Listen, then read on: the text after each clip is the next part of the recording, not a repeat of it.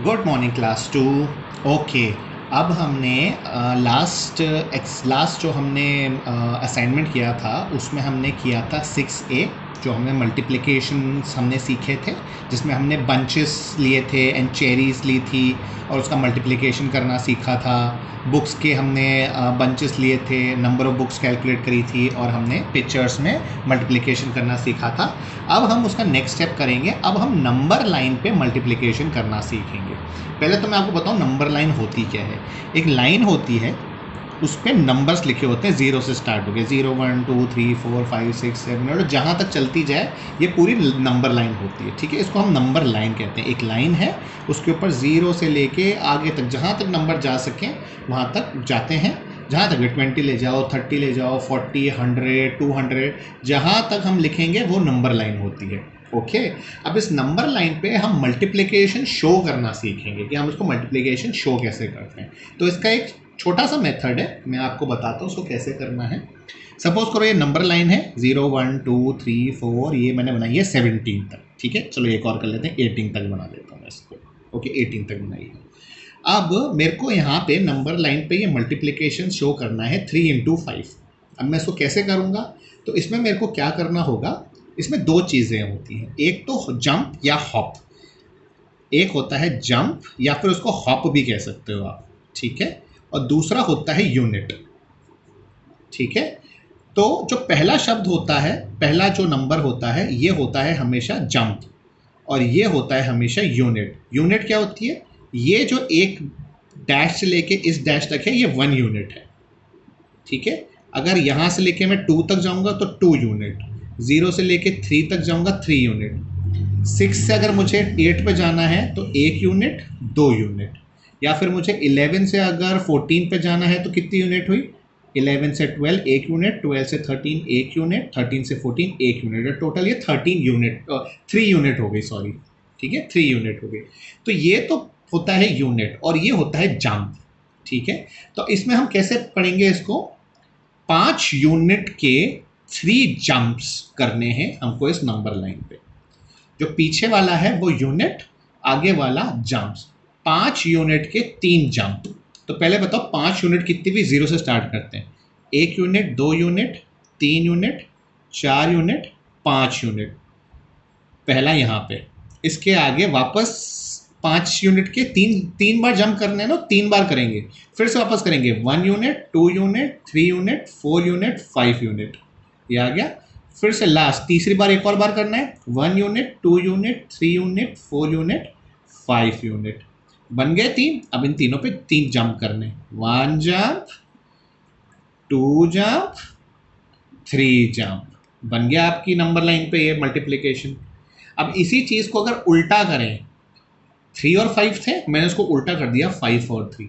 हमको पता है कौन सी चीज़ कौन सी होती है, पीछे वाली क्या होती है? ये होती है यूनिट, ये होते हैं जंप्स।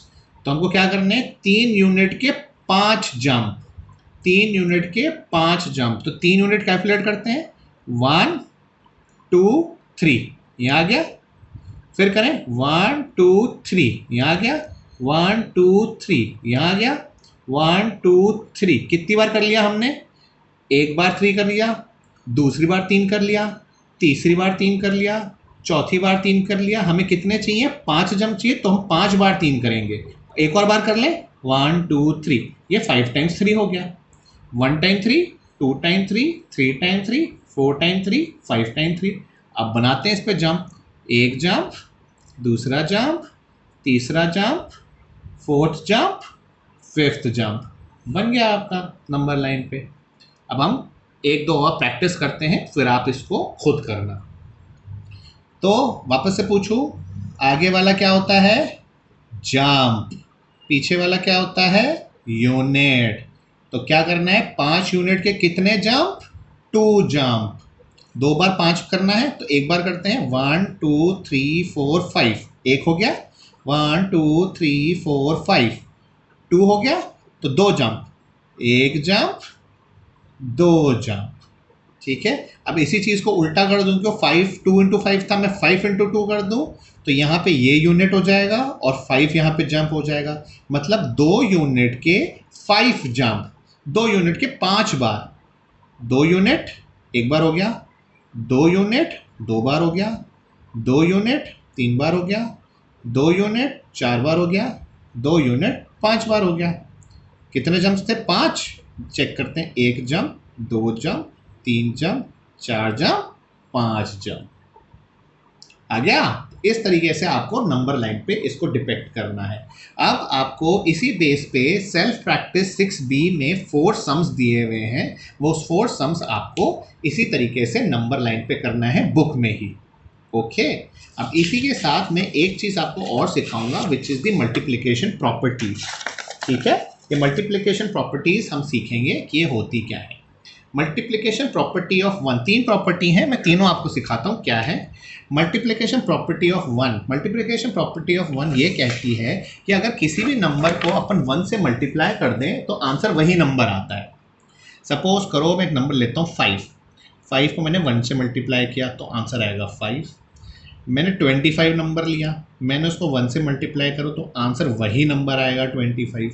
या फिर मैंने 79 लिया, 1 से मल्टीप्लाई किया तो उसका आंसर आएगा 79। या मैंने 101 लिया, 1 से मल्टीप्लाई किया तो सेम नंबर आएगा।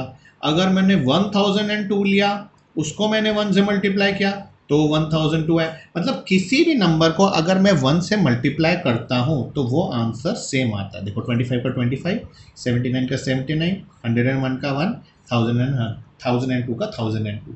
किसी भी नंबर को, कोई भी नंबर ले लो, एनी नंबर, जैसे मैंने कोई भी नंबर लिया 73, इसको 1 से मल्टीप्लाई कर दो तो आंसर हमेशा सेम नंबर आएगा। तो ये प्रॉपर्टी ऑफ 1 होती है, किसी भी नंबर को 1 से मल्टीप्लाई करने पे आंसर वही नंबर आता है। लेकिन मल्टीप्लिकेशन ऑफ 0 में ऐसा नहीं होता। अगर मैं किसी भी नंबर को 0 से मल्टीप्लाई कर दूं तो आंसर हमेशा 0 आएगा, वही नंबर नहीं आएगा, वो केवल 1 में होता है। 0 में किसी में मल्टीप्लाई करूँ आंसर 0, 5 को 0 से मल्टीप्लाई किया 0, 25 को 0 से मल्टीप्लाई किया 0, 9 को 79 को 0 से मल्टीप्लाई किया 0, 101 को 0 से मल्टीप्लाई किया 0, 1002 को 0 से मल्टीप्लाई किया तो भी 0। किसी भी नंबर को 0 से मल्टीप्लाई कर दिया तो आंसर 0, लेकिन उसी नंबर को 1 से मल्टीप्लाई किया तो सेम वही नंबर। ओके, 50 को 0 से मल्टीप्लाई करूंगा तो 0 आएगा, लेकिन 50 को 1 से मल्टीप्लाई करूंगा तो यही आंसर आएगा 50। 63 को 1 से मल्टीप्लाई करूंगा तो 63, लेकिन 63 को 0 से मल्टीप्लाई कर दिया तो 0। ओके, तो ये आपकी होगी मल्टीप्लिकेशन प्रॉपर्टी ऑफ 1 एंड 0।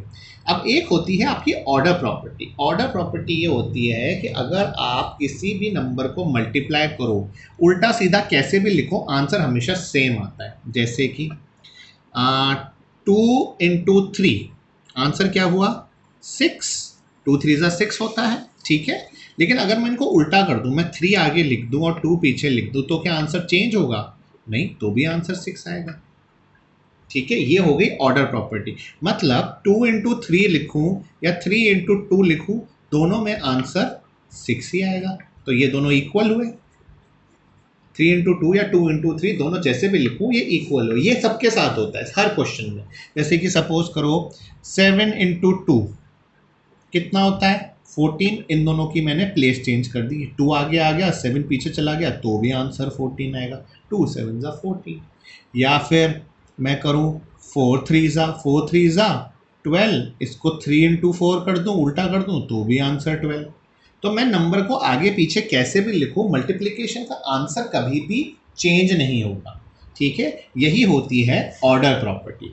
अब इसी बेस पे सेल्फ प्रैक्टिस 6C में हम कुछ सवाल करेंगे जो कि प्रॉपर्टीज़ पे बेस पे है। मैं आपको उसके थोड़े से एग्जाम्पल करके बताता हूँ और बाकी आप खुद करना। तो 6C में फर्स्ट क्वेश्चन में ए जो है वो ये कह रहा है कि 2 इंटू 6 is equal to dash into 2, ये फिल इन द ब्लैंक्स भरना है। अब ऑर्डर प्रॉपर्टी हमें पता है, अगर मैं इसको ऐसे लिखूं या उल्टा लिख लूं तो भी कुछ फर्क नहीं पड़ेगा। यहाँ पे 2 आगे है, यहाँ पे 6 पीछे है, यहाँ पे 2 पीछे है, यहाँ पे 6 आगे होगा, तो कोई फर्क ही नहीं पड़ेगा आंसर में। तो 2 इंटू 6 करूँ या 6 इंटू 2 करूँ, आंसर सेम रहेगा। इसी क्वेश्चन में बी में है 4 इंटू 1। हमें पता है किसी भी नंबर को 1 से मल्टीप्लाई करते हैं तो आंसर क्या आता है वही नंबर आता है। तो सिंपल यहाँ पे 4 लिख देंगे हम। इसमें एक क्वेश्चन h है 10 इंटू 0। अब हमें ये पता है किसी भी नंबर को हम 0 से मल्टीप्लाई करते हैं तो आंसर क्या आता है 0। तो इसका आंसर 0 होगा। तो इसी तरीके से इन्हीं तीनों प्रॉपर्टीज के बेस पे हम क्वेश्चन नंबर 1 में ए से लेके एल तक हम फिल इन द ब्लैंक्स भर सकते हैं, जो आपको खुद भरने हैं।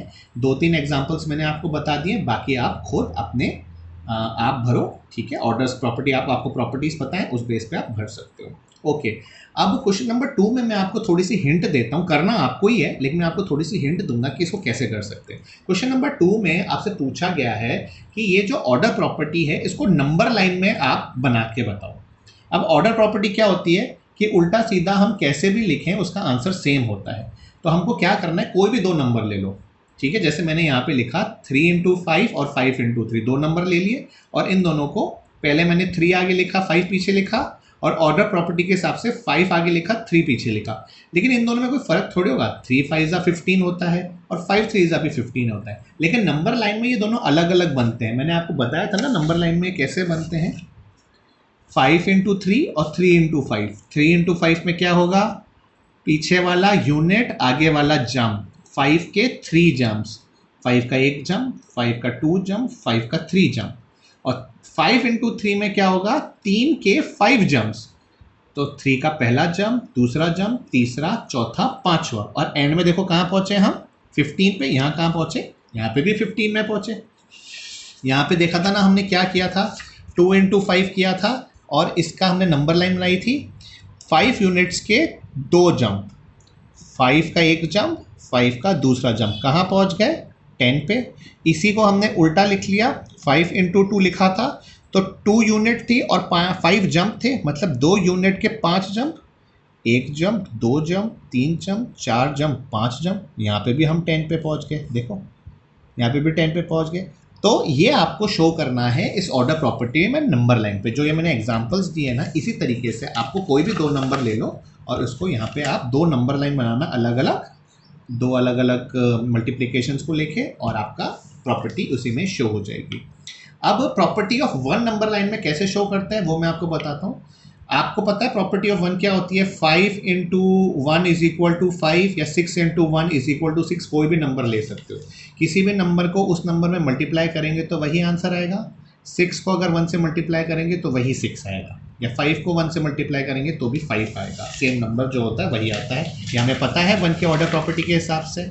ओके, अब इसको नंबर लाइन पे आपको शो करना है। नंबर लाइन पे कैसे शो करते हैं, ये क्या हुआ यूनिट, 5 क्या हुआ जंप, मतलब 1 यूनिट के 5 जंप, 1 यूनिट के 5 जंप, 1 यूनिट का 1 जंप, दूसरा जंप, तीसरा जंप, चौथा जंप, पांचवा जंप। ये आपकी 1 प्रॉपर्टी बन गई।